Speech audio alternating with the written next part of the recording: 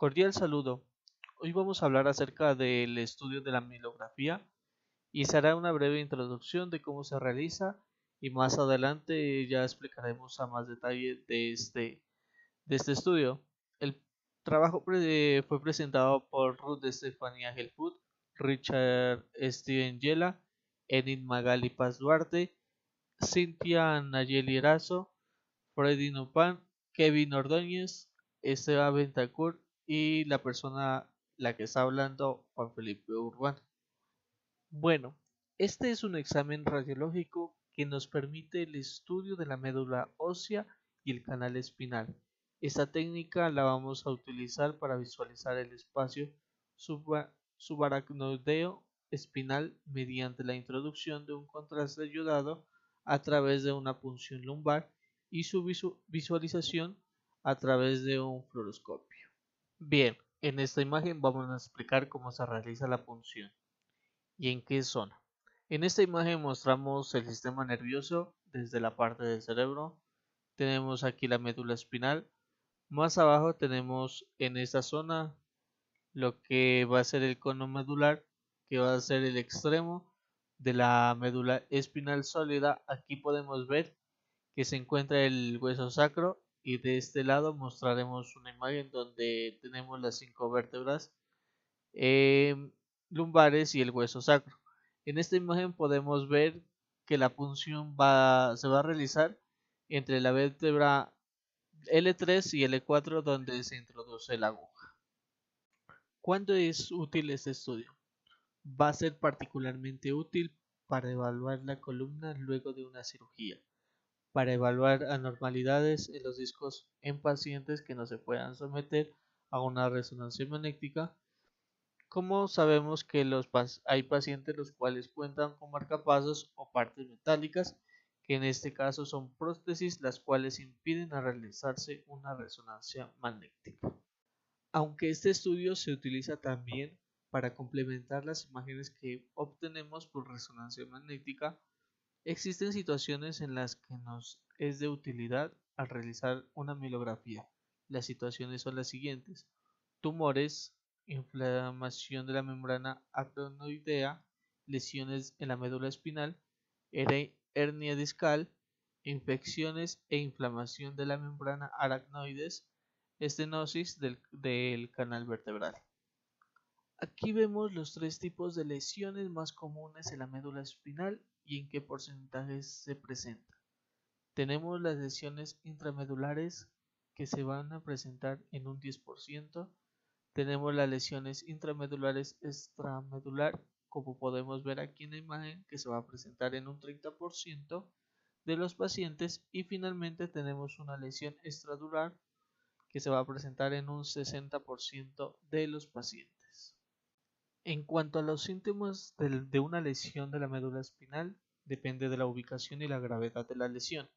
Una lesión completa de la médula espinal significa que la médula no tiene funcionamiento alguno desde la área afectada hacia abajo, como podemos ver en esta imagen del lado izquierdo. Vemos una lesión completa de la médula espinal, lo cual quiere decir que nuestro paciente va a tener una pérdida total de la cintura hacia abajo, ya sea de sensibilidad o de movimiento. Del otro lado podemos ver que hay una lesión parcial, la cual nuestro paciente le va a hacer perder de un solo lado la movilidad y la sensibilidad. Como podemos ver en esta imagen, nos damos cuenta que el paciente tiene una lesión a nivel dorsal. Esto quiere decir que tiene una pérdida total de sensibilidad y de movimiento en cada una de sus extremidades. Como sabemos, siempre que vamos a realizar un estudio radiográfico, existen contraindicaciones que debemos tener presentes antes de la hora del estudio. En este caso, las contraindicaciones son las siguientes: presencia de sangre en el líquido cefalorraquídeo, aracnoiditis, que es la inflamación crónica de la capa aracnoides de las meninges, incremento de la presión intracraneal, punción lumbar reciente no a menor a 2 semanas. Vamos a hablar ahora sobre la preparación del paciente requerida para este estudio. Es importante que el paciente reporte al médico si estaba tomando medicamentos y si tiene alguna alergia o reacción a un medio de contraste. Es muy importante que un médico sepa si existe algún tipo de reacción, ya que como sabemos que existen en las reacciones de leves, moderadas y severas, la cual puede llegar a ser un choque anafiláctico. También es importante que exista la suspensión de medicamentos, tales como antidepresivos y antipsicóticos, anticoagulantes u otras drogas. También se deben evitar ingerir alimentos sólidos 8 horas previas al estudio. Se recomienda un aumento en la ingesta de líquidos hasta 4 horas previas a este mismo. En el caso de las mujeres es muy importante informar a su médico si existe la posibilidad de estar embarazada. Como sabemos, este estudio se realiza mediante radiación, la cual puede hacer mucho daño al bebé. En cuanto a los materiales que requieren para realizar este estudio, necesitamos un medio de contraste, una bandeja para mielografía, guantes, gasas, material antiséptico y debe contar el paciente con estudios de laboratorio. En este caso es primordial contar con biometría hemática y los tiempos de coagulación. El equipo que se utiliza para la mielografía en este caso es la fluoroscopia, que cuenta con un tubo de rayos X. La mesa va a tener movimientos y una inclinación de 90 grados a 45 grados.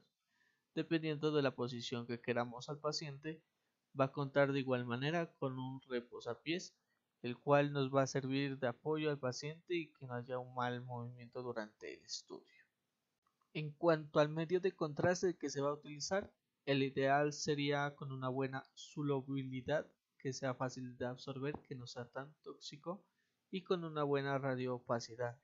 La dosis va a depender de las características y la concentración del medio de contraste.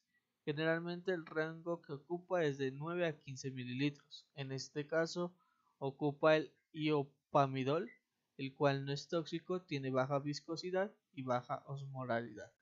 Vamos a hacer un repaso de anatomía. Aquí podemos observar las diferentes regiones que tiene la columna, desde la cervical, que cuenta con 7 vértebras, la torácica con 12, la lumbar con 5, la sacra de 4, 5 y el coxis, que también podemos observar la médula espinal, las vértebras, el cono medular y los discos, la cual la médula espinal va a pasar por el conducto raquídeo. En cuanto a la mielografía, podemos obtener una idea del origen de la lesión que puede llegar a tener el paciente, que puede ser de diferente origen, tanto origen traumático como se muestra en esta imagen, que es una compresión medular por la fractura completa del segmento torácico con un desplazamiento dorsal de origen tumoral, como también se puede observar aquí, que es una lesión que va a expandir el cono medular y va a mostrar una porción quística y una porción sólida, o también puede ser de origen netamente degenérico. Vamos a comenzar con el procedimiento. Es muy importante el posicionamiento del paciente, ya que en ello va a depender una buena punción. Puede tener 3 posiciones. La primera es de cúbito prono, la segunda de cúbito lateral, va a depender del paciente y el médico. La punción de cisterna se va a sugerir al paciente que se coloque sentado o en posición prona con flexión de cuello para que sea mucho más cómodo para el paciente. El siguiente paso es hacer la asepsia. Esta se realiza para dejar libre de gérmenes que pueden llegar a encontrarse en contacto con el paciente y no sirve antes y durante después del procedimiento. Posteriormente se va a colocar la anestesia local. Esto es para adormecer la zona del paciente y de esta manera no hay ningún movimiento por parte de este. En cuanto a la punción, como ya lo mencioné antes, va a ser en el conducto raquídeo, como podemos observar aquí. Los sitios de punción pueden ser dos, que va a ser según la lesión del paciente, que puede ser lumbar o cervical. En el caso de la lumbar va a estar entre la L4 y la L5, y en el caso de la cervical va a estar entre la C1 y la C2. Posteriormente, la punción se va a retirar un 10 mililitros de líquido cefalorraquídeo y que se va a observar si no tiene sangre, en el caso de que no se introduzca la misma cantidad de medio de contraste.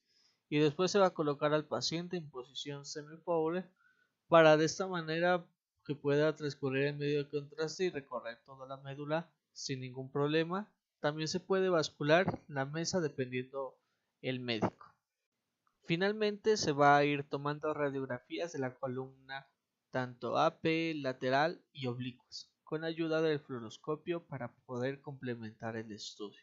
Los beneficios que es que la mielografía son un estudio seguro, va a ser un poco molesto ya que se podrá sentir una punción cuando se inyecta el anestésico y presiona a medida que se inserta la aguja espinal. Otro beneficio es que los estudios son muy accesibles, ya que se requiere de un departamento de rayos X con un aparato de fluoroscopia y un médico preparado para poder realizar este estudio. Otro beneficio de usar fluoroscopio es que permite que el radiólogo, al momento de inyectar el medio de contraste, se puede observar los contornos de diferentes áreas de la columna o áreas que no pueden verse con facilidad o no pueden distinguirse con rayo X convencional. Otro beneficio de este que vamos a tener que es que los rayos X no tienen efectos secundarios si los utilizamos los necesarios para este diagnóstico. La mayor ventaja de la mielografía respecto al método más reciente como la tomografía axial computarizada o la resonancia magnética es un factor dinámico. Tanto la TAC como la RM se practica con el paciente de cúbito dorsal y se indican a este que no se mueva tanto, que la mielografía en fluoroscopio se realiza en cualquier posición, de preferencia el paciente puede estar sentado. Los riesgos o complicaciones al realizar este estudio, a pesar de no ser tan común, uno de los riesgos es el dolor de cabeza, ya que este está asociado con el pinchazo de la aguja. El alto consumo de líquidos puede aliviar este fácilmente. Los dolores de cabeza leves, pero aquellas de mayor severidad pueden requerir medicación. Las reacciones adversas al inyectar el medio de contraste sabemos que son muy pocos frecuentes, pero por naturaleza las reacciones adversas leves se pueden hacer presentes.